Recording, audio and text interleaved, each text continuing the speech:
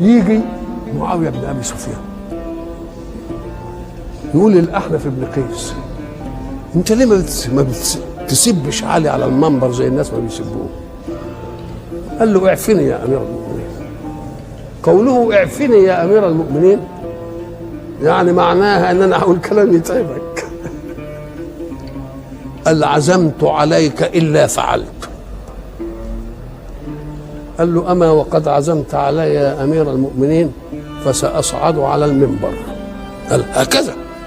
قال له: ولكني ساقول للناس ان امير المؤمنين معاويه امرني ان العن علي بن ابي طالب فقولوا معي لعنه الله.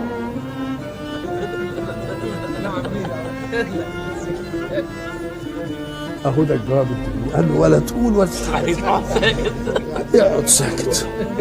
قال له: اما دام هقول كده انا هقول امير المؤمنين معاويه قال لي العن علي، قولوا معي، مش انا اللي هلعنه بقى واياي انتم كمان، قولوا معي لعنه الله. يلعن من بقى؟ معاويه ولا